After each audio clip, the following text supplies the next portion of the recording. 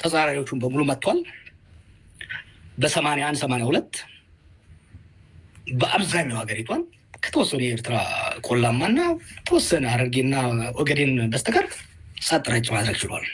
አሁን ይሄኛው ግን አልቻለም። በዛ እስከ 8 ዓመት በኋላም አብዛኛው ሀገሪቷ ክፍል እስከ ቢሾፍቱ ድረስ በአማጺ እንቅስቃሴ ያለበት ነው እና ይሄ ነው ኮንትራዲክሽን ነው የሚታየኝ። ጀዋር ኤክስትሪም ሌፍት ዊንግ ነበረ።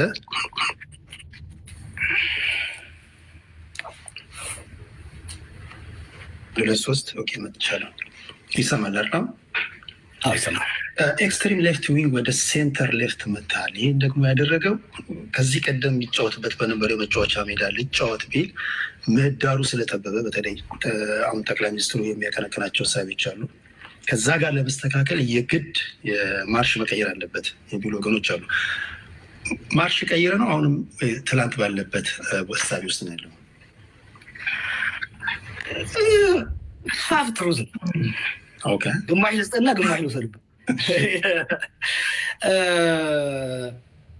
ኦፍኮርስ ፖለቲካ ስትጫወት ሜዳው አለመቅረትም ሜዳው የጋው ነው ያለው ብለህ ኳስ ይዘህ እየሄድክ ከሆነ ወይ ደግሞ ኳስ ለመንጠቅ ካለ ሰውየው ያለበትን ድክመት ማየት መቻል አለበት። እሱ ወሳኝ ነው። እሱ ካልኩሌሽን አለ። ሁለተኛው ደግሞ እኔ በኦሮሞ ናሽናሊዝም ውስጥ ነው ያደግኩት። የኦሮሞ ናሽናሊዝም ትግል ነው ሲካሄድ የነበረው። የኦሮሞ ናሽናሊዝምን ብዙ ያልተረዳው በቄሮ ጊዜ ወደ መካከል እንዳመጣ ነው ብዙ አልተረዳም። እስከ ኦሮሞ ፈርስት ካምፔን ድረስ የኦሮሞ ንቅናቄ መፈክር ኦሮሚያ ሻል ቢ ፍሪ ነበረ።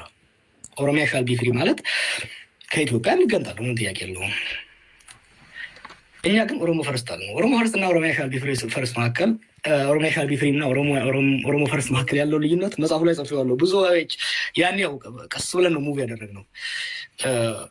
የኦሮሞንም ህዝብ ጥያቄ ለመመለስ ከኢትዮጵያ መገንጠል ሳይሆን